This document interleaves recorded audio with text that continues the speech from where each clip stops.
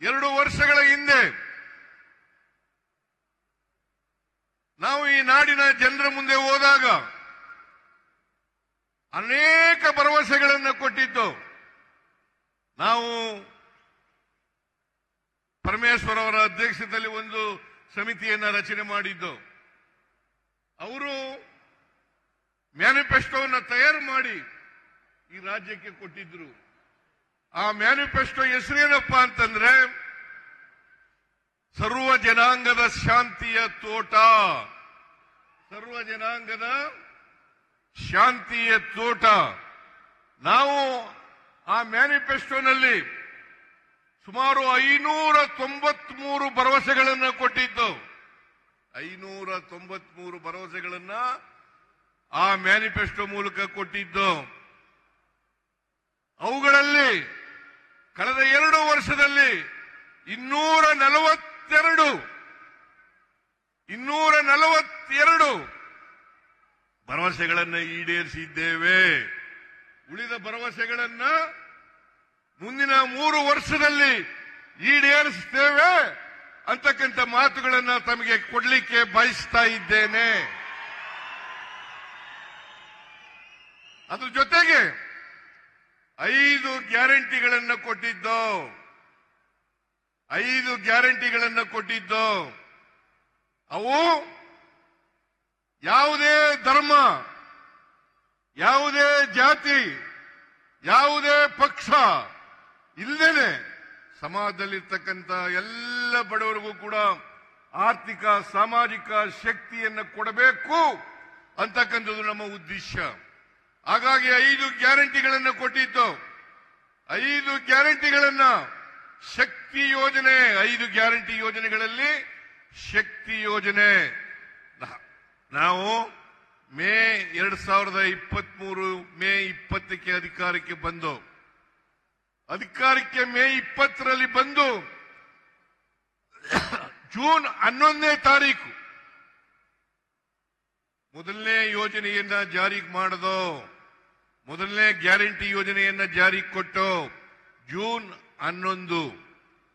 July ತಿಂಗಳಲ್ಲಿ 2 guarantee ಯೋಜನೆಗಳನ್ನು ಜಾರಿಗೆ ಕೊಟ್ಟು, ಒಂದು ಗೃಹ ಜ್ಯೋತಿ, ಎರಡನೇದು ಅನ್ನಭಾಗ್ಯ. ಗೃಹ ಜ್ಯೋತಿ ಕಾರ್ಯಕ್ರಮ, ಅನ್ನಭಾಗ್ಯ ಕಾರ್ಯಕ್ರಮ, 2 ಕಾರ್ಯಕ್ರಮಗಳನ್ನ ನಾವು ಜಾರಿ ಮಾಡೋದು ಜುಲೈ ತಿಂಗಳಲ್ಲಿ. ಆಗಸ್ಟ್ ತಿಂಗಳಲ್ಲಿ ಮೈಸೂರಿನಲ್ಲಿ ರಾಹುಲ್ ಗಾಂಧಿ ಅವರು ಕೂಡ ಬಂದಿದ್ರು, ಖರ್ಗೆ ಅವರು ಕೂಡ ಬಂದಿದ್ರು, DK ಶಿವಕುಮಾರ್ ಕೂಡ ಬಂದಿದ್ರು. ಅವರು ಮತ್ತೆ ಅಲ್ಲಿ ನಾವು ಈ ಗೃಹ ಲಕ್ಷ್ಮಿ ಅಂತಕ್ಕಂಥ ಕಾರ್ಯಕ್ರಮವನ್ನ ಮಾಡೋದು ಜಾರಿ ಕೊಟ್ಟು, ಜನವರಿ ತಿಂಗಳಲ್ಲಿ ಯುವ ನಿಧಿ ಕಾರ್ಯಕ್ರಮವನ್ನು ಜಾರಿ ಕೊಟ್ಟು, ಒಟ್ಟು 5 ಕಾರ್ಯಕ್ರಮಗಳನ್ನ 1 ವರ್ಷದ ಅವಧಿಯಲ್ಲಿ ಜಾರಿ ಕೊಟ್ಟಿದ್ದೇವೆ. ಕೊಟ್ಟ ಮಾತಿನಂತೆ ನಡ್ಕೊಂಡಿದ್ದೇವೆ.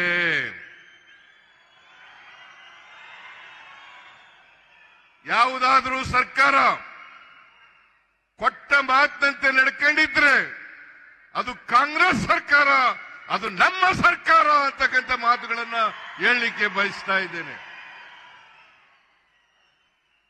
2013ರಿಂದ 18ರವರೆಗೆ ನಾವು ಅಧಿಕಾರದಲ್ಲಿದ್ದು, 2013ರಿಂದ 18ರವರೆಗೆ ಸರ್ಕಾರಗಳಿದ್ದು, ಅಧಿಕಾರದಲ್ಲಿದ್ದಂಥ ಸಂದರ್ಭದಲ್ಲಿ ಚುನಾವಣೆಗಿಂತ ಮುಂಚಿತವಾಗಿ 2013ರಲ್ಲಿ 165 ಭರವಸೆಗಳನ್ನು ಕೊಟ್ಟಿದ್ದು.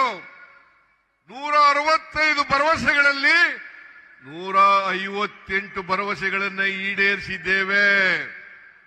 ಅದರಲ್ಲದೆ 30 ಕಾರ್ಯಕ್ರಮಗಳನ್ನ, ಯಾವ ಕಾರ್ಯಕ್ರಮನ ಮ್ಯಾನಿಫೆಸ್ಟೋನಲ್ಲಿ ಹೇಳಿರಲಿಲ್ಲ, ಆ 30 ಕಾರ್ಯಕ್ರಮಗಳನ್ನ ಜಾರಿ ಕೊಟ್ಟಿದ್ದೇವೆ.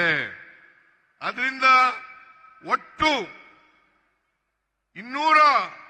18 ಕಾರ್ಯಕ್ರಮಗಳನ್ನು ಜಾರಿ ಕೊಟ್ಟಿದ್ದೇವೆ. 208 ಕಾರ್ಯಕ್ರಮಗಳನ್ನು ಜಾರಿ ಕೊಟ್ಟಿದ್ದೇವೆ. ಇದರಿಂದ ನಾವು ಹಿಂದೆ ಇದ್ದಾಗಲೂ ನುಡಿದಂತೆ ನಡೆದಿದ್ದೇವೆ, ಈಗಲೂ ಕೂಡ ನುಡಿದಂತೆ ನಡೆದಿದ್ದೇವೆ. ಜನತೆಗೆ ಕೊಟ್ಟ ಮಾತುಗಳನ್ನು ಈಡೇರಿಸಿದ್ದೇವೆ ಅಂತಕ್ಕಂಥ ಮಾತುಗಳನ್ನು ಹೇಳಲಿಕ್ಕೆ ಬಯಸ್ತಾ ಇದ್ದೇನೆ. ಆದರೆ ಬಿಜೆಪಿಯವರು 2018ರಲ್ಲಿ 600 ಭರವಸೆಗಳನ್ನು ಕೊಟ್ಟಿದ್ರು. 600 ಭರವಸೆಗಳಲ್ಲಿ 10% ಭರವಸೆಗಳನ್ನು ಕೂಡ ಈಡೇರಿಸಲಿಕ್ಕಾಗಲಿಲ್ಲ. ಇದು ಬಿಜೆಪಿಗೂ ನಮಗೂ ಇರತಕ್ಕಂಥ ವ್ಯತ್ಯಾಸ. ಬಿಜೆಪಿಯವರು ಸುಳ್ಳು ಹೇಳೋದ್ರಲ್ಲಿ ನಿಶ್ಚೀಮರು.